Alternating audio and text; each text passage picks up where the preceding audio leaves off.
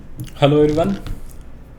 तो आज वाले वीडियो में हम लोग चैप्टर नंबर 2 और you can say unit number 2, अगर मैं अकाउंट्स के सिलेबस की बात करूं तो जो अकाउंट्स का आपका सिलेबस है, इस सिलेबस के अंदर जो आपका यूनिट नंबर 1 है वो एनपीओ वाला ऑलरेडी मैंने कंप्लीट करा दिया, वीडियो अपलोड कर दिया। यूनिट नंबर 2 के अंदर जो अकाउंटिंग फॉर पार्टनरशिप है उस वाले में जो फंडामेंटल वाला टॉपिक्स हैं वो आपका जो है मैंने चैप्टर नंबर 2 जो है यहाँ पे आपको मैं कवर करवा रहा हूँ। चैप्टर नंबर 2 कहाँ चला गया, ये रहा। तो चैप्टर नंबर 2 जो है ये रहे, that is called accounting for partnership from fundamental. Chapter wise मैं आपको पूरा का पूरा सीयूटी का सिलेबस करा रहा हूँ। तो इस चैप्टर्स के अंदर आइए ज़रा स्टार्ट करें। इस चैप्टर के अंदर we have to study total 9 topics. मैंने पूरा चैप्टर्स को 9 टॉपिक्स के अंदर कवर कर दिया है। तो सबसे पहला जो टॉपिक है डेफिनेशंस पढ़ना है आपको पार्टनरशिप का। सेकंड है फीचर्स ऑफ पार्टनरशिप। थर्ड है पार्टनरशिप डीड किसे कहते हैं, benefits of partnership deed and rules applicable in the absence of partnership deed. Six जो टॉपिक है distribution of profit among partners, जिसको हम लोग सिंपल शॉर्ट में profit and loss appropriation account भी बोलते हैं, वो वाला टॉपिक है ये। सेवेंथ वाला partners capital account, fix capital और फ्लक्चुएटिंग कैपिटल मेथड हमें पढ़ना है। एट्थ है पास्ट एडजस्टमेंट्स और लास्ट है आपका 9th topic guarantee of a profits to a partner. तो आइए ज़रा स्टार्ट करें। स्टार्ट क्या करें, टॉपिक 1 का डिटेल में हम लोग रिवीजन कर रहे हैं। आ जाओ जी, तो टॉपिक 1 पे आ जाओ फटाफट।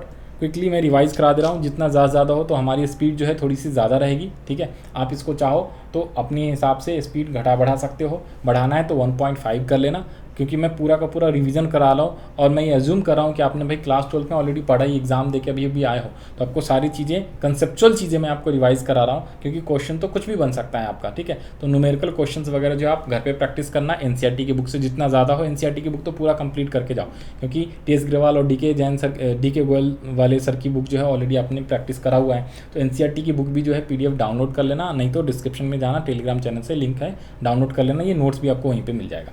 तो इधर स्टार्ट करें। सबसे पहला मीनिंग है आपका डेफिनेशन। डेफिनेशंस कहाँ पे लिखा हुआ है तो ये आप ध्यान रख लेना, वैसे सेक्शन पूछेगा नहीं बट स्टिल मैंने दे दिया है सेक्शन 4, ये याद जरूर रख लेना। Partnership act 1932, the Indian partnership act 1932 act बना हुआ है पार्टनरशिप का, उसी के अकॉर्डिंग हम लोग सारे फाइनल अकाउंट्स और you can say preparations of account जो हम लोग पार्टनरशिप का बनाते हैं as per the Indian partnership act 1932। आज़ादी से पहले का एक्ट है ये, अंग्रेजों के ज़माने का। तो पार्टनरशिप का मतलब क्या होता है एज पर दिस एक्ट, तो सेक्शन 4 कहता है partnership simply means partnership is the relations between persons who have agreed to share the profits of a business carried by all और any of them acting for all. तो simple word में बोलूँ तो देखो partnership का मतलब क्या होता है, relations between persons who have agreed to share the profits of a business carried by all और any of them acting for all. तो इसके अंदर ना ये 5 जो है हाईलाइट करा हुआ है, ये 5 एक्चुअली में फीचर्स है। ये सेकंड टॉपिक है ना आपका फीचर्स ऑफ पार्टनरशिप, यही ये 5 टॉपिक से डेफिनेशन से आया है। नंबर 1 एक है आपका पर्सन्स, तो पर्सन्स कितने होने चाहिए, 2 और मोर पर्सन्स होने चाहिए। अग्री से आता है अग्रीमेंट, भाई जब 2 या 2 से अधिक लोग अग्री करते हैं किसी भी बिजनेस को चलाने के लिए, और उस बिजनेस को जब चलाएंगे तो वो बिजनेस कैसा, लीगल बिजनेस होना चाहिए, अनलॉफुल बिजनेस नहीं, लॉफुल बिजनेस होना चाहिए, और उससे जो भी प्रॉफिट होएगा वो आपस में वो बांटेंगे, और उस बिजनेस को या तो सारे लोग मिलके चलाएंगे यानी सारे पार्टनर्स मिलके चलाएंगे, या कोई एक पार्टनर भी चला सकता है on behalf of all other partners, ठीक है जी। एक चलाए 2 चलाए सबके सहमति के ऊपर, या तो सारे मिलके चलाएं, ठीक है। तो ये आपके 5 फीचर्स हो जाते हैं। Number 1 persons, number 2 agree, shares of profit, business और any of them acting for all, carried by any of them acting for all. तो इसमें ये फीचर्स है आपका। फीचर नंबर 2 और more persons, agreement, lawful business, business कैसा lawful होना चाहिए, अनलॉफुल नहीं। लॉफुल का मतलब देखो भाई, लॉफुल का मतलब जिस चीज़ का आप बिजनेस खोल रहे हो, गवर्नमेंट को बोला आपने कि भाई स्टेशनरी शॉप खोलेंगे तो स्टेशनरी का दुकान चलाना पड़ेगा, पता चले आपने कल जो है उसमें शूज़ वगैरह का सेल करना स्टार्ट कर दिया तो अनलॉफुल कहलाएगा, ठीक है। आपने ब्लैक मार्केटिंग करना स्टार्ट कर दिया, अनलॉफुल है। आपने स्मगलिंग करना स्टार्ट कर दिया, वो अनलॉफुल बिजनेस कहलाता है। दूसरा है शेयर ऑफ प्रॉफिट। तो देखो शेयर ऑफ प्रॉफिट में आपको याद रखना है कि प्रॉफिट के लिए जनरली हम बिजनेस करते हैं, पार्टनरशिप स्टार्ट करते हैं, बट यदि पार्टनरशिप में लॉस होता है तो लॉस को भी शेयर किया जाएगा, जो भी रेशो प्रॉफिट का रहेगा उसी सेम रेशो में, क्योंकि बिजनेस का मेन मोटिव होता है प्रॉफिट अर्न करना, तो इसलिए इसमें share of profit and loss नहीं लिखा हुआ है, सिर्फ शेयर ऑफ प्रॉफिट लिखा हुआ है। नेक्स्ट है उस बिजनेस को कौन चलाएगा, कोई एक partner on behalf of all, या सारे पार्टनर मिलकर चलाएंगे। तो these are main important 5 features, इसको एक्सप्लेन किया हुआ है। देखो 2 और मोर पर्सन में ये सबसे ज़्यादा इंपॉर्टेंट है, इससे एमसीक्यू क्वेश्चंस आने के चांसेस रहता है, इससे 1 नंबर वाले क्वेश्चंस भी बहुत सारे आते हैं। तो इसमें आपको ये ध्यान रख लेना है कम से कम 2 पर्सन चाहिए पार्टनरशिप बिजनेस के लिए। 11th में आपने सिंगल प्रोप्राइटरशिप पढ़ा था, 12th क्लास में पार्टनरशिप और कंपनी आपको पढ़ना है, तो पार्टनरशिप में कम से कम 2 इंसान होएगा तभी पार्टनरशिप फॉर्म खुलेगा। और मैक्सिमम कितना हो सकता है, तो मिनिमम आपसे नहीं पूछेगा, मैक्सिमम कितना होगा तो 50, याद रख लेना मैक्सिमम 50 होगा। और ये 50 की लिमिटेशंस कहाँ लिखा हुआ है, तो दी कंपनीज एक्ट 2013। सर अभी तो आपने कहा कि पार्टनरशिप एक्ट है, दी इंडियन पार्टनरशिप एक्ट 1932, तो उसमें लिखा होना चाहिए, आंसर इज नो। ये ध्यान रख लेना, ये बार बार पूछता है, बहुत ज़्यादा इंपॉर्टेंट। तो जो लिमिटेशंस है ना पार्टनरशिप का कि मैक्सिमम 50 होगा, वो लिखा कहाँ है, दी कंपनीज एक्ट 2013 में, करेक्ट। बाकी सारे terms and condition partnership act के अकॉर्डिंग।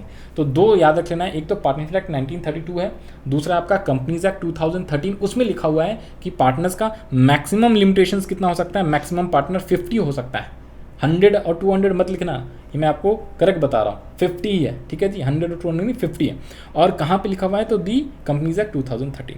नेक्स्ट है अग्रीमेंट। तो अग्रीमेंट कैसा होना चाहिए, ये भी इंपॉर्टेंट है, इससे भी एमसीक्यू क्वेश्चन आ सकता है। तो याद रख लेना, या तो रिटन हो सकता है या ओरल हो सकता है, कुछ भी हो सकता है। पार्टनरशिप रिटन का मतलब लिखा हुआ स्टैम्प पेपर पे, या ओरल से भी आप पार्टनरशिप चला सकते हो, बट रिटन होना बेस्ट रहता है। और जब आप रिटन एग्रीमेंट कर लेते हो आपस में, रिटन एग्रीमेंट, तो जब रिटन एग्रीमेंट हो जाता है उसे ही हम लोग बोलते हैं पार्टनरशिप डीड। जो नेक्स्ट टॉपिक है पार्टनरशिप डीड का मतलब क्या होता है, रिटन एग्रीमेंट। सर समझ में नहीं आया, दोबारा बताओ। अच्छा सुनो जी सुनो, तो अग्रीमेंट के अंदर सुनना ज़रा, ये अग्रीमेंट है पार्टनरशिप का, ये है जी अग्रीमेंट।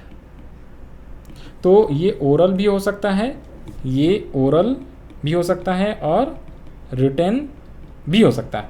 जैसे ही मैंने ये रिटन एग्रीमेंट कर लिया तो इसे हम लोग क्या बोलेंगे, पार्टनरशिप डीड बोल देते हैं, पार्टनरशिप डीड। सर मतलब ओरल एग्रीमेंट होएगा तो पार्टनरशिप डीड नहीं बोलेंगे, नहीं, ओरल एग्रीमेंट होएगा तो पार्टनरशिप फॉर्म कर सकते हो, बिजनेस आप कर सकते हो, लेकिन उसको डीड नहीं बोलते। Deed always means document. तो डॉक्यूमेंट कब होगा, जब रिटन उसको लिखोगे स्टैम्प पेपर पे, ठीक है, तो उसे बोलते हैं पार्टनरशिप डीड, राइट। तो एग्रीमेंट क्या है, ओरल भी हो सकता है, रिटन भी हो सकता है, लेकिन जैसे ही रिटन एग्रीमेंट होएगा तो उसे हम लोग पार्टनरशिप डीड कहते हैं। नेक्स्ट है क्या आपका लॉफुल बिजनेस। बिजनेस कैसा होना चाहिए, लॉफुल, पहले बता दिया। अनलॉफुल बिजनेस है या अनलॉफुल एक्टिविटी होएगा तो आप पार्टनरशिप वो नहीं कहलाएगा। Share of profits, always remember share of profit का मतलब प्रॉफिट तो बांटेंगे, साथ साथ में हम लॉस को भी बांटना है, ऐसा नहीं कि सिर्फ प्रॉफिट बांटेंगे। प्रॉफिट इसलिए लिखा हुआ है क्योंकि नॉर्मली क्या होता है, हमारा मेन मोटिव होता है प्रॉफिट अर्न करना। तो अगर लॉस हो गया गलती से तो लॉस को भी सारे पार्टनर्स आपस में बांटेंगे, जिस रेशो में प्रॉफिट बांटते हैं उसी रेशो में लॉस। नेक्स्ट है क्या, बिजनेस को कौन चलाएगा, सारे मिलके या एक person on behalf of all, जिसको म्यूचुअल एजेंसी भी कहा जाता है।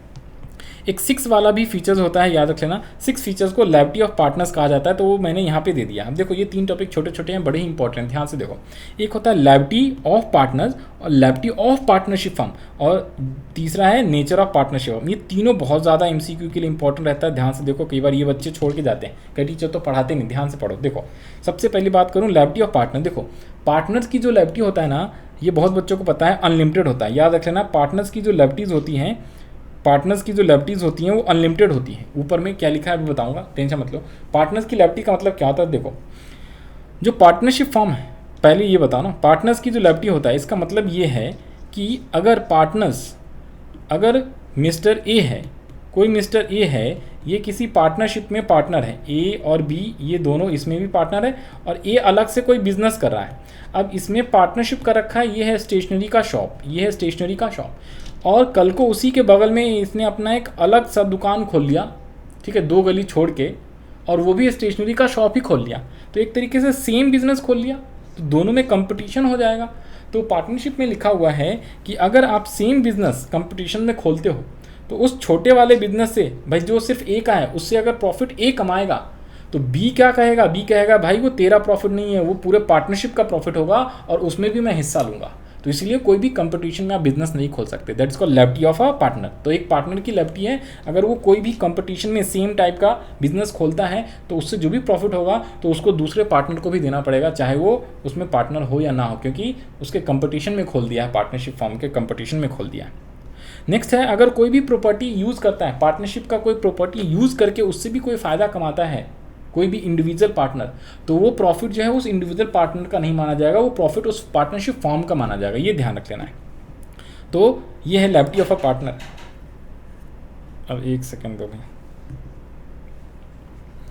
हाँ जी, तो ये हो गया लैबिलिटी ऑफ पार्टनर। नेक्स्ट है liability of a partnership form. तो इसमें ध्यान रख लेना है, अगर कोई लैबिलिटी पार्टनरशिप फॉर्म ने इनकर करा है तो वो जो लाइबिलिटीज़ है वो जॉइंटली सारे पार्टनर लाइबल होंगे और इसीलिए पार्टनर्स का जो लाइबिलिटी होता है उसे अनलिमिटेड कहा जाता है। और लास्ट है क्या, नेचर ऑफ पार्टनरशिप, इससे भी बहुत ज़्यादा एमसीक्यू क्वेश्चन आएगा। तो नेचर में ध्यान रख लेना, अकाउंटिंग पॉइंट ऑफ व्यू से सेपरेट लीगल एंटिटी होता है, लेकिन लीगल पॉइंट ऑफ व्यू से सेपरेट नहीं होता है, क्योंकि लीगली देखा जाए तो जो पार्टनरशिप फर्म है वो सारे पार्टनर्स ही तो चला रहे हैं। तो जो भी पार्टनरशिप फर्म की लाइबिलिटी होगी वो सारे पार्टनर आपस में मिलके देंगे। और यदि अगर पहले तो है पार्टनरशिप का लाइबिलिटी जो होगा पार्टनरशिप फर्म का एसेट से पे किया जाएगा, और यदि फिर भी बच जाता है तो पार्टनर्स के घर से पैसे, उसके इंडिविजुअल एसेट से पैसे कलेक्ट किया जाएगा। तो that is called what, accounting point of view से सेपरेट होता है लेकिन लीगल पॉइंट ऑफ व्यू से सेपरेट नहीं होता, ये ध्यान रख लेना। तो इन case of bankrupt of the partnership firm, private estate of partners को भी लाइबल करा जाता है। नेक्स्ट है पार्टनरशिप डीड, तो पहले बता दिया पार्टनरशिप डीड का मतलब होता है रिटन एग्रीमेंट, उसमें टर्म्स एंड कंडीशन लिखा रहता है कि भाई पार्टनर्स का नाम क्या है, उसका एड्रेस क्या है, पार्टनरशिप फर्म का घर का पार्टनरशिप फर्म बिजनेस कहाँ पे खोला हुआ है, उसका एड्रेस क्या है, उसके अलावा कितने पैसे लगा रखे हैं, प्रॉफिट शेयरिंग रेशो क्या होगी, interest on capital, interest on loan, salary commission मिलेगा कि नहीं मिलेगा। तो ये सब टर्म्स एंड कंडीशन जब स्टैम्प पेपर पे लिख दिया जाता है तो उसी हम लोग बोलते हैं क्या, पार्टनरशिप डीड। एग्जांपल के तौर पे देखो जी, दिखा देता हूँ। अगर मान लो ये कोई स्टैम्प पेपर है, कहाँ चला गया, रुको भाई रुको, है नहीं क्या यहाँ पे, चलो छोड़ो। तो स्टैम्प पेपर पे अगर जब लिख देते हैं टर्म्स एंड कंडीशन तो वही आपका क्या हो जाता है, पार्टनरशिप डीड हो जाता है। इसके बाद जो थर्ड नेक्स्ट टॉपिक है फोर्थ वाले में बेनिफिट्स ऑफ पार्टनरशिप डीड। तो बेनिफिट्स ऑफ पार्टनरशिप डीड के अंदर 3 बेनिफिट्स होते हैं। Number 1 rights, duties and liabilities, number 2 होता है अवॉइड मिसअंडरस्टैंडिंग, एंड नंबर 3 होता है डिस्प्यूट्स। जब भी पार्टनरशिप डीड अगर आप बना लेते हो दैट्स कॉल्ड रिटन एग्रीमेंट। तो रिटन एग्रीमेंट अगर हम बना लेते हैं ना तो उसे पार्टनरशिप डीड कहते हैं। इससे क्या क्या बेनिफिट होता है, तो 3 बेनिफिट्स होते हैं मेनली। एक तो पार्टनर्स के राइट्स, ड्यूटीज़ एंड लायबिलिटीज का पता चल जाता है ईच पार्टनर्स का। अगर कोई मिसअंडरस्टैंडिंग होता है तो उसे हम आसानी से क्या कर सकते हैं, अवॉइड कर सकते हैं। और उनके बीच में कोई भी डिस्प्यूट्स होता है तो उसे भी हम आसानी से सेटल कर सकते हैं। उसके बाद नेक्स्ट टॉपिक है आपका 5th वाला। 5th is what, rules applicable in the absence of partnership deed. जब भी पार्टनरशिप डीड नहीं होता है तो कौन कौन से रूल अप्लाई करेंगे। कहने का मतलब भाई देखो, पार्टनरशिप कर रहे हो आप, रिटन एग्रीमेंट है नहीं, तो रिटन एग्रीमेंट नहीं है तो दैट मीन्स कि पार्टनरशिप डीड नहीं है, यानी कि ओरल एग्रीमेंट है। अब ओरल एग्रीमेंट में क्या होता है, मान लो आपने कुछ टर्म्स एंड कंडीशंस पे आपने क्या करा था, डिस्कस नहीं करा था सपोज, तो लास्ट में क्या हो सकता है, आपके बीच डिस्प्यूट्स हो सकता है, या आपने ओरल एग्रीमेंट बना लिया और लास्ट में कोई पार्टनर कह रहा है कि नहीं भाई मेरे को प्रॉफिट इतना चाहिए, इंटरेस्ट ऑन कैपिटल भी चाहिए, तो उस केस में क्या हो सकता है, कोई रिटन डॉक्यूमेंट है नहीं, तो आप जो है उसके लीगल जो है कॉन्सिक्वेंसेस क्या हो सकता है, आप जा नहीं सकते कोर्ट में। तो उसके केसेस पे क्या बोला हुआ है पार्टनरशिप एक्ट में कि भाई यदि आपका ओरल एग्रीमेंट है और आप पार्टनरशिप कर रहे हो, क्योंकि आपका रिटन एग्रीमेंट है नहीं तो पार्टनरशिप डीड नहीं है, तो in the case of absence of partnership deed अगर कोई भी पार्टनर्स इंटरेस्ट ऑन कैपिटल मांगेगा तो उसे नहीं दिया जाएगा, इंटरेस्ट ऑन ड्राइंग्स मांगेगा नहीं दिया जाएगा, सैलरी और कमीशन मांगेंगे तो नहीं दिया जाएगा, प्रॉफिट एंड शेयरिंग रेशो का डिस्ट्रीब्यूशन कैसे होगा, तो इक्वली होएगा। और interest on partners loan, interest on partner loan का मतलब वो लोन जो पार्टनर ने पार्टनरशिप फर्म को दिया है, तो उस पर सिर्फ इंटरेस्ट मिल सकता है 6%, और याद रखना पर एनम। तो 2 चीज़ें याद रख लेना है, प्रॉफिट शेयरिंग रेशो इक्वली होएगा और इंटरेस्ट ऑन पार्टनर लोन जो 6% पर एनम होएगा। और एक और भी है एडमिशन ऑफ अ पार्टनर। तो जब भी एडमिशन किया जाएगा in the absence of partnership deed, अगर पार्टनरशिप डीड है तो उसमें जो टर्म्स एंड कंडीशन है उसके अकॉर्डिंग एडमिशन होगा। पार्टनरशिप डीड अगर नहीं है तो फिर एडमिशन तभी होएगा जब ऑल पार्टनर्स अग्री करेंगे कि भाई किसी पार्टनर्स को एडमिशन ले लिया जाए, तभी ऑल पार्टनर। ऐसा नहीं है कि भाई टोटल 5 पार्टनर्स हैं, छठे को एडमिशन करना है तो 4 पार्टनर अग्री हैं, सिर्फ एक पार्टनर मना कर रहा है, तो मेजॉरिटी वाला केस नहीं होगा, 5 पार्टनर्स अग्री होने चाहिए तभी एडमिशन कर सकते हो आप। तो ये है rules applicable in the absence of partnership. Number 1 profit sharing ratio equally होएगा, interest on capital not allowed, interest on drawings not allowed, salary commission not allowed, interest on partners loan 6% per annum, and admission तभी होगा जब all partners agree करेंगे। तो ये था क्या, in the absence of partnership deed. Next जो आता है आपका topic charge against profit and appropriation against profit. Charge का मतलब क्या होता है ना, चार्ज कंपलसरी होता है, charge is compulsory but appropriation is not compulsory. Charge against profit and appropriation against profit. तो charge is compulsory, profit appropriation of profit is not compulsory. Charge क्या होता है, सिंपल वर्ड में बोलूँ तो एग्जांपल के तौर पे जैसे ऑफिस का रेंट देना, एम्प्लॉय का सैलरी देना, अकाउंटेंट का सैलरी, मैनेजर का कमीशन, यहाँ पे याद रख लेना मैनेजर कमीशन और employee salary, interest on loan, rent to partner, rent paid to partner, all are compulsory. इसे आपने देना पड़ता है और ये आप कहाँ पे करते हो, तो इसे आपको डेबिट करना होता है प्रॉफिट लॉस अकाउंट में। Profit and loss appropriation account में नहीं होता, प्रॉफिट एंड लॉस अकाउंट में होता है। लेकिन एप्रोप्रिएशन की बात करें तो एप्रोप्रिएशन का मतलब होता है प्रॉफिट का बंटवारा, और एप्रोप्रिएशन ऑफ प्रॉफिट मीन्स जो पार्टनर्स होते हैं उनमें जो नेट प्रॉफिट आया है पार्टनरशिप फॉर्म का, उसको क्या करेंगे, आपस में डिस्ट्रीब्यूट करेंगे, जो भी पार्टनरशिप डीड के अकॉर्डिंग रेशियो रहेगा उस रेशियो में, या टर्म्स एंड कंडीशंस के अकॉर्डिंग। तो उस केस में क्या होएगा कि जो एप्रोप्रिएशंस के अंदर जो है ना, एप्रोप्रिएशन जो होता है वो कंपलसरी नहीं होता है, और इसको डेबिट कहाँ पे करना होता है, profit and loss appropriation account में करना होता है। एग्जांपल के तौर पे बता दूँ तो एप्रोप्रिएशन में सिर्फ और सिर्फ पार्टनर से रिलेटेड चीज़ें होती हैं। पार्टनर से रिलेटेड मतलब उसमें भी रेंट टू पार्टनर नहीं होता, ठीक है, और loan provided by partner to partnership firm वो भी नहीं होता एप्रोप्रिएशन में। वो दो चीज़ें छोड़ के बाकी, जैसे पार्टनर की salary, interest on capital, interest on partners drawings, interest on partners capital, salary to partners, commission to partners, तो ये सारी चीज़ें आएंगी आपका एप्रोप्रिएशन में। और ध्यान रख लेना है, यदि लॉस होता है तो एप्रोप्रिएशन नहीं किया जाता है। यदि पार्टनरशिप फॉर्म का नेट लॉस आया है तो आप एप्रोप्रिएशन नहीं करोगे, सीधा लॉस को आपको डिस्ट्रीब्यूट करना पड़ेगा। मतलब कि ना तो सैलरी दोगे, ना कमीशन दोगे, ना ही आप इंटरेस्ट ऑन कैपिटल दोगे, ना ही इंटरेस्ट ऑन कैपिटल दोगे, सिंपल सी बात। लेकिन चार्ज जो होता है ये कंपलसरी है, चाहे लॉस हो चाहे प्रॉफिट हो, आपको देना ही पड़ेगा। Rent to staff, rent to employees, electricity का बिल, जो भी 11th क्लास में प्रॉफिट एंड लॉस में डेबिट करते थे, वो सारे चार्ज होते हैं। मैनेजर का कमीशन, यहाँ पे पार्टनर्स का कमीशन एप्रोप्रिएशन होता है, मैनेजर का कमीशन क्या होता है, कंपलसरी होता है, वो चार्ज कहा जाता है। इसका इंपॉर्टेंस कहाँ पे, जब profit and loss appropriation account बनाएंगे ना, तो यहाँ पे देखो, ये जो आप प्रॉफिट एंड लॉस अकाउंट बनाते हो ना, तो यहाँ पे नेट प्रॉफिट दिया होता है। कभी कभी कहेगा net profit after partner salary, net profit before rent to partner, net profit before manager commission, या नेट प्रॉफिट दे देगा और नीचे में कहेगा कि मैनेजर को कमीशन इतने % देने हैं। तो उस केस में आपको यहाँ पे क्या करना है, देखो ये जो प्रॉफिट एंड लॉस अकाउंट लिखना है, सबसे पहली बात जो नेट प्रॉफिट दिया होता है ना क्वेश्चन में, उसमें कुछ एडजस्टमेंट्स करने होते हैं, प्लस माइनस। तो 3 चीज़ों को ऑलवेज क्या करना, minus, rent to partner, manager commission and interest on partners loan, इसे माइनस करना है। और यदि आपको दिया हो पार्टनर्स की salary, net profit after partner salary, after जो है कमीशन टू पार्टनर, तो इस चीज़ों को यहाँ पे प्लस भी करना होता है। ऐसा इस साल जो क्वेश्चन आया था उसमें दिया हुआ था कि पार्टनर्स को इतनी सैलरी दिया है तो net profit is after partners salary, तो उस केस में उसको प्लस करके करना था। कई बच्चों का गलत हुआ था क्वेश्चन, तो याद रख लेना, अगर 3 चीज़ें तो ऑलवेज बिफोर आफ्टर उसमें कुछ कहेगा नहीं, जब भी दिया हो क्वेश्चन में तो उसे माइनस करो। क्या क्या चीज़ें, रेंट टू पार्टनर, पार्टनर्स का लोन पे interest, interest on loan, interest on partners loan, rent to partner और मैनेजर कमीशन। और यदि net profit after salary, after commission, तो उस चीज़ों को ऐड कर देना होता है यहाँ पे। इसके बाद अगर इंटरेस्ट ऑन ड्राइंग्स है तो आपका किस साइड आता है, क्रेडिट साइड आता है, because interest on drawings is a income of partnership firm. फिर interest on capital debit side, इन पार्टनर्स का salary debit side, commission debit side, और कभी ट्रांसफर टू रिजर्व बोले तो वो भी डेबिट साइड।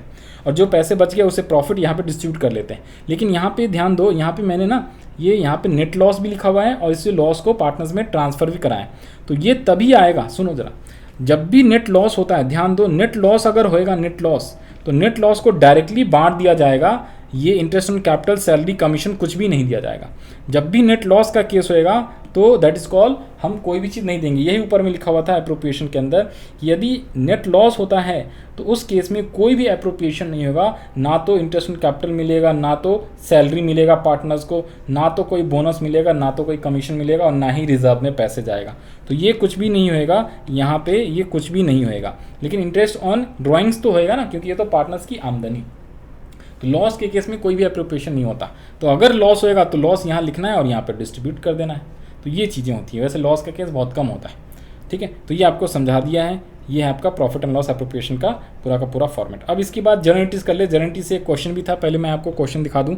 इस साल क्वेश्चन नंबर 1 आया हुआ था, सेट जो है आपका 67/4/4 में पहला ही क्वेश्चन था इस वाले से। देखो क्या लिखा हुआ है इसमें, एक सेकंड देना।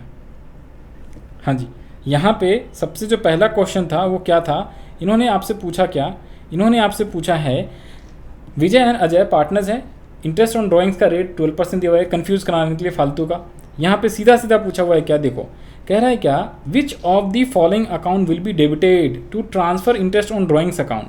जब आप इंटरेस्ट ऑन ड्राइंग्स को ट्रांसफ़र करोगे ना, तो किस अकाउंट को आप डेबिट करोगे? जब इंटरेस्ट ऑन ड्राइंग्स को ट्रांसफ़र करते हो प्रॉफिट एंड लॉस अकाउंट में। तो ये सीधा सीधा एनसीईआरटी की बुक से क्वेश्चन है। अगर आपके पास एनसीईआरटी की बुक होता ना तो आप डायरेक्टली आंसर करते, बट सेम चीज़ मैं यहाँ से बता देता हूँ। देखो यहाँ पे आओ, तो ये जनरलिटीज़ आपको एनसीईआरटी की बुक में भी मिलेगा। अब ये जनरलिटीज़ होती है, बच्चे छोड़ के जाते हैं। अब इंटरेस्ट ऑन ड्राइंग्स की बात करा था, तो देखो इंटरेस्ट ऑन ड्राइंग्स की ना दो एंट्रीज़ होती हैं। ये रहा इंटरेस्ट ऑन ड्राइंग्स की। एक एंट्री होती है चार्ज करने की इंटरेस्ट की एंट्री होती है partners capital account debit to interest on drawings account, और एक होता है transfer of interest on drawings to profit and loss appropriation. जब ट्रांसफर करते हैं तो interest on drawings account debit to partners capital account होता है। Interest on drawings to partners capital account होता है, ये ध्यान रखना। यहाँ पे कुछ तो गड़बड़ है, रुको भाई रुको। Interest on drawings account to interest on drawings account debit to, ओहो रुको एक सेकेंड कहाँ पे चला गया, एक सेकेंड। हाँ ये रहा, इसमें थोड़ा सा मिस्टेक से इसको करेक्ट करा लो। ये interest on drawings account debit to profit and loss appropriation account होना चाहिए, to profit and loss appropriation account होना चाहिए। तो कहने का मतलब जब भी आप इंटरेस्ट ऑन ड्राइंग्स को जब चार्ज करते हो ना, तो चार्ज होता है कैपिटल अकाउंट में, तो capital account debit to interest on drawings account. लेकिन जब आप पीएनएल में ट्रांसफर करते हो प्रॉफिट एंड लॉस एप्रोप्रिएशन में, तो प्रॉफिट एंड लॉस एप्रोप्रिएशन में इंटरेस्ट ऑन ड्राइंग्स किस तरफ लिखते हो जी? इंटरेस्ट ऑन ड्राइंग जो है आप किस तरफ लिखते हो? क्रेडिट साइड लिखते हो, राइट। तो interest on drawings account debit to profit and loss appropriation account. और यहाँ पे ये क्वेश्चन पूछा हुआ था क्या कि भाई आपने जो है जब आप इंटरेस्ट ऑन ड्राइंग्स को ट्रांसफर करोगे तो किस अकाउंट को आप डेबिट करोगे? तो basically interest on drawings account को आप डेबिट करते हो, इंटरेस्ट अकाउंट को डेबिट करते हो और प्रॉफिट एंड लॉस एप्रोप्रिएशन को क्रेडिट करते हो, ठीक है। तो ये आपका क्वेश्चन भी आया हुआ था। तो आई होप ये सारी एंट्रीज आपको इंपॉर्टेंट, ये अच्छे से करके जाना है। देखो मैं बता देता हूँ। सबसे पहला तो क्या है, प्रॉफिट। अगर नेट प्रॉफिट हुआ है उसको पीएनएल में ट्रांसफर करोगे तो उसके लिए PNL account debit to profit and loss appropriation होता है। अगर नेट लॉस हुआ है तो profit and loss appropriation to PNL account होता है। इसके बाद है क्या, इंटरेस्ट ऑन कैपिटल की एंट्री। एक होता है अलाउ का, एक होता है ट्रांसफर का। ध्यान रख लेना, एक अलाउ का एक ट्रांसफर का, ज़्यादातर ट्रांसफर की एंट्री पूछेगा। तो अलाउ क्या होता है, कैपिटल अकाउंट से होता है, ट्रांसफर पीएनएल एप्रोप्रिएशन में होता है। तो अलाउ का मतलब है interest on capital account debit to partners capital account, और ट्रांसफर कहाँ पे होगा? तो भाई पार्टनर्स कैपिटल अकाउंट को क्रेडिट कर देंगे, कैपिटल बोलो या करेंट। फिक्स कैपिटल होगा तो करेंट अकाउंट, फ्लक्चुएटिंग होता है तो कैपिटल अकाउंट, इसलिए और करके दिया हुआ है। तो profit and loss appropriation account को डेबिट करोगे टू पार्टनर्स कैपिटल। क्यों? क्योंकि पीएनएल एप्रोप्रिएशन बनाते हो तो डेबिट साइड में क्या लिखते हो आप? Interest on capital, salary to partners, commission to partner. तो ये सारे अकाउंट क्या हो रहे हैं? पीएनएल एप्रोप्रिएशन डेबिट हो रहा है। और क्रेडिट किसे कर रहे हो? To interest on capital, to salary, to commission. तो ट्रांसफर की एंट्री आप क्या कर रहे हो? In case of capital, salary और कमीशन सेम है। PNL appropriation account debit to interest on capital, to salary, to commission, transfer की एंट्री। लेकिन चार्ज कहाँ से होता है? चार्ज हमेशा कैपिटल अकाउंट से होता है। तो कैपिटल अकाउंट में इन सबको क्रेडिट करोगे आप, तो क्या एंट्री हो जाएगी? तो पार्टनर्स कैपिटल अकाउंट को आप क्रेडिट करोगे और डेबिट किसे करोगे? Salary account debit to partners capital account, commission account debit to partners capital account, interest on capital account debit to capital account. तो इसलिए चार्ज की interest on capital to partners capital या current account, same salary का salary to partners capital current account, और PNL appropriation to partners capital और current account transfer का। Interest on drawings का बस उल्टा होता है। कमीशंस के लिए commission account debit to partners capital current account, और ट्रांसफर की entry PNL appropriation to partners capital या करेंट अकाउंट। और लास्ट में क्या है, अगर प्रॉफिट या लॉस बच जाता है एप्रोप्रिएशन के अंदर, तो प्रॉफिट के लिए क्या होता है? प्रॉफिट एंड जो होता है प्रॉफिट एंड लॉस एप्रोप्रिएशन में डेबिट साइड होता है, तो PNL appropriation account debit to partners capital oblique current account. और अगर लॉस होएगा तो पार्टनर्स कैपिटल और current account debit to PNL appropriation account. तो ये आपका हो गया जनरल एंट्रीज भी। अब आ जाओ जी, इसमें जो छोटे छोटे टॉपिक्स थे ना, देखो ये जो पीएनएल एप्रोप्रिएशन है, ध्यान दो, पीएनएल एप्रोप्रिएशन में तो 6 टॉपिक छोटे छोटे हैं। पार्टनर्स की salary, commissions, interest on capital, interest on drawings, interest on partners, loans and rent to the partner. तो एक तो हो गया आपका कौन सा? एक है interest on capital, partners salary, partners का कमीशन। फिर है क्या? चौथा इंटरेस्ट ऑन ड्राइंग्स, और आपका ये जो रेंट टू पार्टनर्स है ये भी है, तो नंबर 5 है, तो 5 है। और interest on loan to partners तो नंबर 6 हो गया। ये टोटल 6 छोटे छोटे इसके अलग से क्वेश्चंस होते हैं, आपने सॉल्व करा था क्लास 12th में। तो इसके कंसेप्ट जो है आपको यहाँ पे रिवाइज करा दे रहा हूँ। देखो नंबरिंग ऊपर नीचे हो सकता है, कोई दिक्कत वाली बात नहीं। तो सबसे पहले हम बात करते हैं पार्टनर्स की सैलरी का। तो पार्टनर्स का जो सैलरी होता है ना, ध्यान देना, पार्टनर्स की सैलरी, ये दोनों एंट्री ऊपर में अभी करा दिया आपको, अलग से दोबारा लिख दिया। Partner salary to partners capital account होता है अलाउ करने का और ट्रांसफर करने का P&L appropriation to partner salary. Main ध्यान रख लेना है क्या, पार्टनर्स की सैलरी तभी दिया जाएगा जब नेट प्रॉफिट हो, नेट लॉस होगा तो we can not appropriate, right. और इसमें ही ध्यान रख लेना एक चीज़, यहाँ पे आपने ये चीज़ समझ के जाना है कि पार्टनर्स की जो सैलरी है या तो क्या होगा पर मंथ होगा, या तो क्या होगा पर एनम होगा, या तो क्या होगा पर क्वार्टर भी दे सकता है। तो मान लो ए का सैलरी, एज सैलरी अगर 1000 रुपीज़ दिया हो पर मंथ तो आपको मल्टीप्लाई कर देना है 12 से। अगर वो रुपीज़ में 4000 पर एनम दे दिया तो सीधा सीधा 4000, कुछ भी नहीं करना। और अगर वो मान लो रुपीज़ में 3000 दिया पर क्वार्टर, तो क्वार्टर के केस में आपको 4 से मल्टीप्लाई करना है, सिंपल, ये ध्यान रख लेना है आपको, ठीक है जी। कुछ भी अमाउंट कुछ भी हो सकता है, तो 12 मंथ्स, मंथली होगा तो क्वार्टरली होगा तो 4 क्वार्टर होता है, पर एनम देगा तो पर एनम, दैट्स इट, और कुछ मुश्किल नहीं रहेगा। कमीशन के केस में 2 होगा, एक तो बिफोर कह सकता है या आफ्टर कह सकता है, बिफोर चार्जिंग कमीशन और आफ्टर चार्जिंग सच कमीशन। एंट्री ये सेम है जो ऊपर बताएं, तो जब भी कमीशन होता है ना तो नेट प्रॉफिट बिफोर चार्जिंग होता है और एक होता है after charging. Net profit before charging, एक होता है आफ्टर चार्जिंग। तो ध्यान दो ज़रा, अगर वो आपसे बिफोर बोलता है तब तो आसान है, तो कमीशन जब भी आपको निकालना है पार्टनर्स का, तो जो भी नेट प्रॉफिट होता है इनटू जो रेट होता है कमीशन का, मान लो 5% है तो 5% अगर रेट है तो 5/100 कर दो। अगर 10% रेट है तो नेट प्रॉफिट इंटू 10% अपॉन में 100, ये हो जाता है। परसेंटेज यहाँ से हटा दो जब अगर मैंने 100 लिख दिया नीचे। अगर वो आफ्टर बोलता है, आफ्टर सच कमीशन, तो आफ्टर के केस में अगर आपको कमीशन निकालना है, कमीशन आपको अगर निकालना है पार्टनर्स का कमीशन भाई, तो जो भी नेट प्रॉफिट है इंटू 5/105 कर देना होता है। अगर 10% है तो 10/110, 15% है तो 15/110। तो इस टाइप से आप निकालते हो। तो यहाँ पे फार्मूला लिख दिया है, जो भी नेट प्रॉफिट होता है इंटू परसेंटेज अपॉन में 100, बिफोर है तो, आफ्टर होता है तो जो भी नेट प्रॉफिट है परसेंटेज में 10% है तो 10 डिवाइड बाय 100 + 10 यानी कि 10/110। अगर 5% है तो 5/110, 15 है तो 15/110 इंटू नेट प्रॉफिट, ठीक है। तो ये होता है, और इसे लिखते कहाँ, you know very well, P&L appropriation के डेबिट साइड। अब अगर मैं बात करूँ इंटरेस्ट ऑन कैपिटल का, तो इंटरेस्ट ऑन कैपिटल के अंदर क्या होता है, देखो अगर पार्टनरशिप डीड में नहीं है तब तो कैपिटल देने की जरूरत नहीं, नॉट अलाउड। लेकिन पार्टनरशिप डीड में लिखा है, ठीक है, तो उस केस में क्या होता है, उस केस में क्या होता है, या तो अप्रोप्रिएशन या चार्ज क्वेश्चन में देगा। इंटरेस्ट ऑन कैपिटल को एज अ अप्रोप्रिएशन भी मान सकते हैं, एज अ चार्ज भी मान सकते हैं। अप्रोप्रिएशन होगा तो आपको प्रॉफिट एंड लॉस अप्रोप्रिएशन में लिखना है, चार्ज होगा तो P&L अकाउंट में लिखना होता है, या फिर अप्रोप्रिएशन में माइनस करना है एडजस्ट करके। अब ध्यान से देखो, तो एज अ चार्ज और as a charge against profit और अप्रोप्रिएशन अगेंस्ट प्रॉफिट। उसके पहले जो है इंटरेस्ट ऑन कैपिटल निकालते कैसे हैं, तो इंटरेस्ट ऑन कैपिटल निकालने के लिए आपने क्या करना है, जो भी अमाउंट दिया होगा, याद रख लेना ओपनिंग कैपिटल होता है ऑलवेज, ओपनिंग कैपिटल, ठीक है, ध्यान रख लेना। तो यहाँ पे दोबारा से लिख देता हूँ, अगर इंटरेस्ट ऑन कैपिटल आपसे निकलवाएगा तो इंटरेस्ट ऑन कैपिटल का फार्मूला होता है ओपनिंग कैपिटल इंटू जो भी रेट देगा अपॉन में 100 इंटू मंथ भी लिखना होता है, मंथ्स अपॉन 12। अगर मंथ है तो 12, कई बार अगर वीक्स भी दे सकता है तो 52 वीक्स होता है। और यदि मंथ, वीक और आपका और क्या दे सकता है, एक और भी था ना, एक और भी था कुछ, मंथली हो, वीकली हो, या फिर क्या था, हाँ हाफ ईयरली हो, हाफ ईयरली हो तो जो भी हाफ ईयर 6/12 नहीं 6/2, हाफ ईयरली नहीं देगा, चलो छोड़ो, इतना याद रखना। मंथली हो, डेज का बात कर रहा था ना, अगर आपको डेज होएगा तो जितने दिन होएगा उतने डिवाइड बाय 365 डेज। तो ये आपका इंटरेस्ट ऑन कैपिटल कैलकुलेट होता है। अब इसमें ये ध्यान रख लेना 2 चीज़ें, अगर एज अ अप्रोप्रिएशन है तो अप्रोप्रिएशन के केस में हम ये ध्यान रखना होता है कि यदि आपके पास नेट प्रॉफिट है तभी आप इंटरेस्ट ऑन कैपिटल दोगे।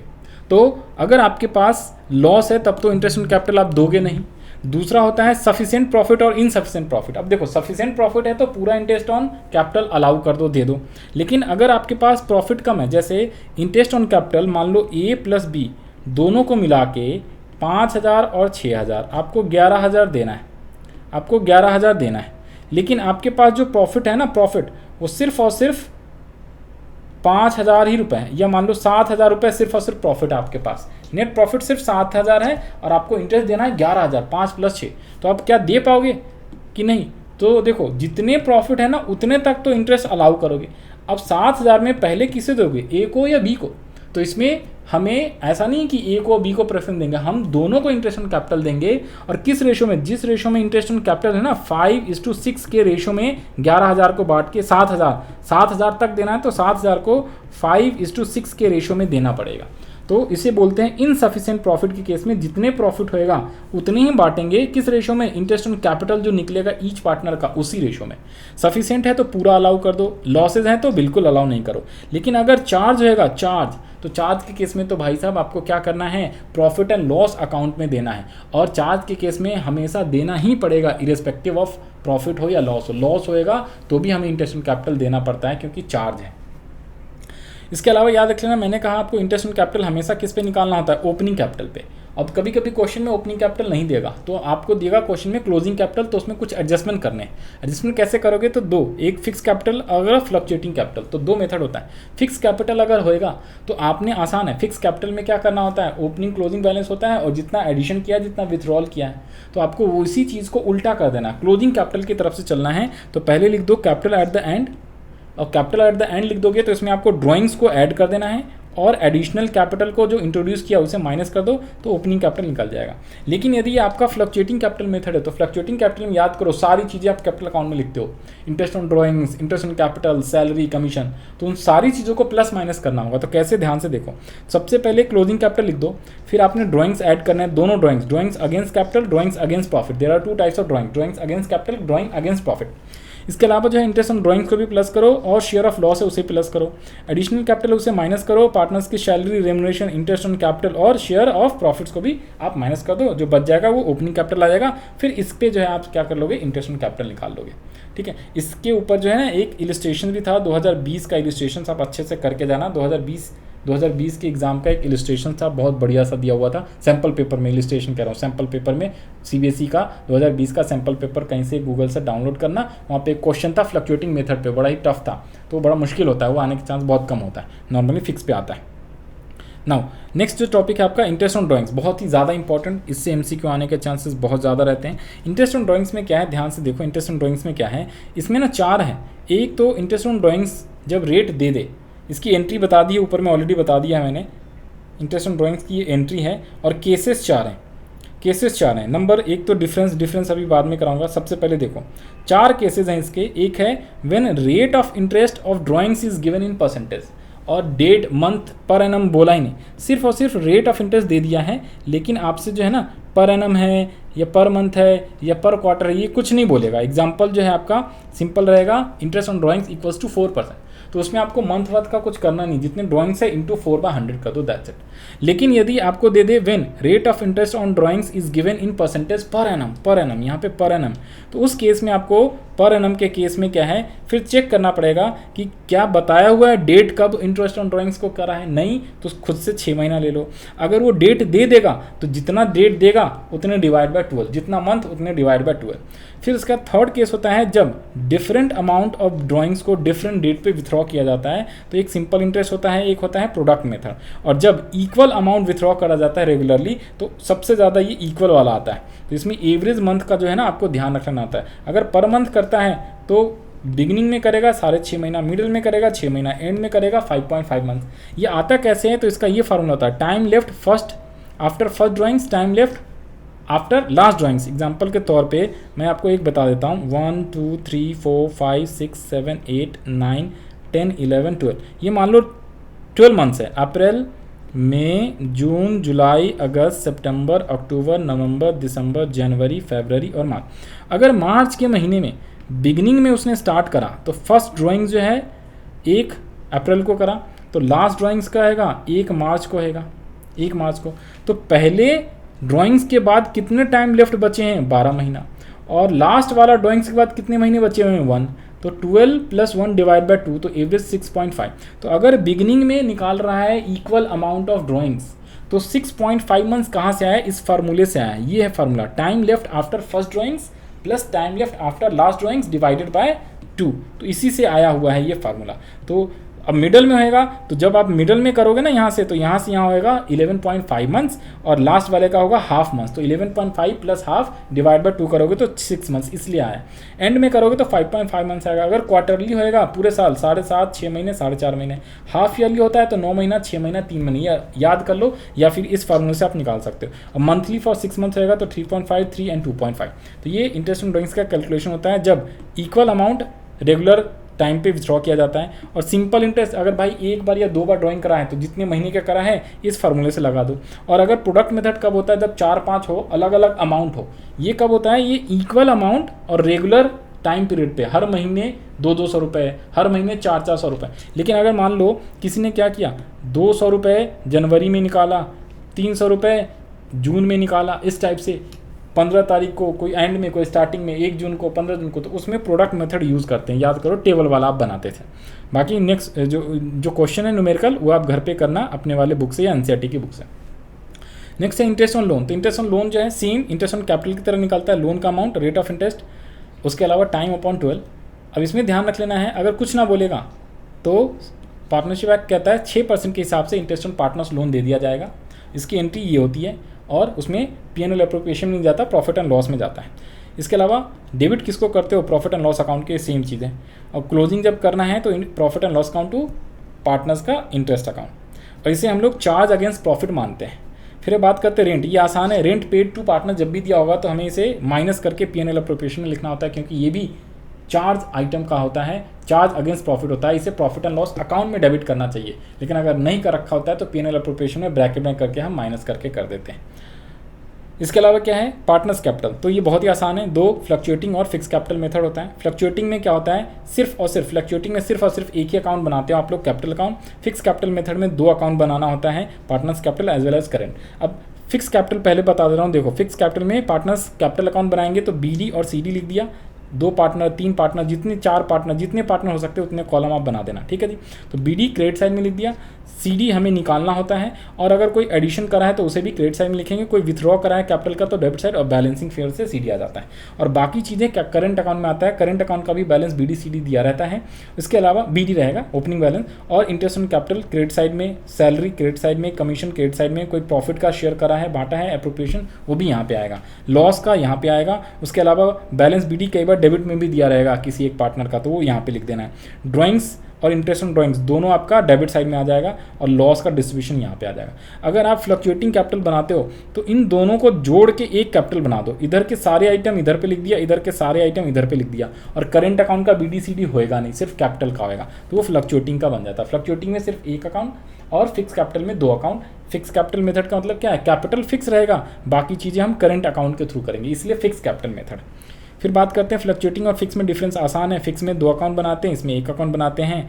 इसके अंदर रिमेन अनअल्टर्ड रहता है, फिक्स कैपिटल में फिक्स रहेगा कैपिटल पार्टनर्स का, लेकिन इसमें फ्लक्चुएट होते रहता है। एडजस्टमेंट इसमें हम लोग क्या करते हैं, फिक्स कैपिटल में करंट अकाउंट के थ्रू करते हैं, और इसमें सारे कैपिटल अकाउंट के थ्रू एडजस्टमेंट करते हैं। अपीयरेंस बैलेंस शीट तो दोनों अकाउंट बैलेंस शीट में आएगा, और इसमें सिर्फ एक ही आएगा।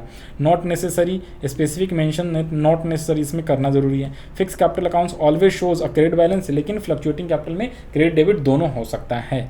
इसके बाद बात करते हैं पास्ट एडजस्टमेंट। बहुत ही आसान है, 2 टॉपिक और रह गया है, तो आ जाओ जी इसको कंप्लीट कर लें। पास्ट एडजस्टमेंट के अंदर मेनली आ जाओ जी, यहाँ से आपको बताता हूँ। पास्ट एडजस्टमेंट में क्या होता है ना, आपको 2 तरीके से, एक तो सिंगल एडजस्टमेंट एंट्री पास करके आप करते हो, दूसरा होता है journal entries directly to partners capital account के थ्रू। बट ज़्यादातर आपने यही सिंगल एंट्री वाला ही सिखाना है और सीखना था आपको, और ज़्यादातर आपने इसी के क्वेश्चन आते हैं और यही वाले आपने प्रैक्टिस भी करा था। तो यहाँ पे आ जाओ जी, जब भी सिंगल एंट्री होता है तो हमें एक टेबल बनाना होता है। ये लॉन्ग वाला टेबल है, शॉर्ट वाला टेबल भी कई टीचर सिखाते हैं, जिसमें पार्टनर्स के कैपिटल अकाउंट को सीधा प्लस माइनस करके, तो वो भी कर सकते हो और इससे भी कर सकते हो आप।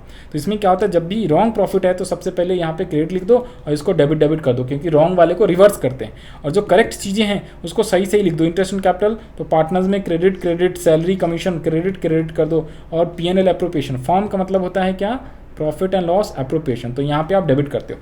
उसके बाद अगर इंटरेस्ट ऑन ड्राइंग्स है तो ये उल्टा हो जाता है, ठीक है, ये उल्टा हो जाता है, और लास्ट में जो बचता है उसे आप डिफरेंस से P&L correct profit and loss account में बांट दो, फिर टोटल करो, और जो डिफरेंस है डेबिट क्रेडिट उसके हिसाब से जनरल हम लोग एडजस्टमेंट एंट्री पास कर लेते हैं।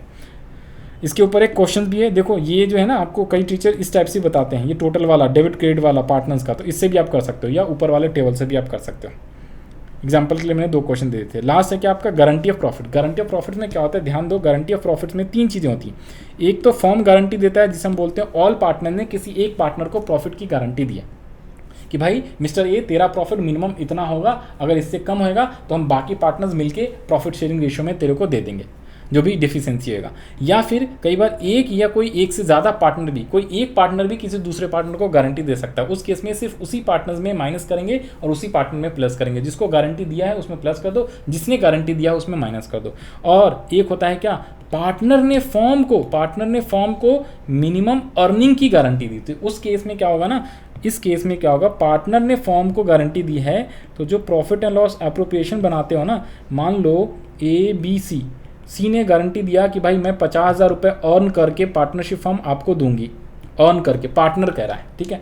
लेकिन इसने 50 की जगह पे 32,000 ही अर्न करके दिया, 18,000 कम दिया। तो इस केस में पार्टनर को पार्टनरशिप फॉर्म को देना पड़ेगा पैसे। तो वो हम लोग ना यहाँ पे लिखते हैं बाय सीज कैपिटल अकाउंट, कितने 18,000 रुपये जितने का डेफिशिएंसी है वो लिख देते हैं। बाकी ये P&L एप्रोप्रिएशन है।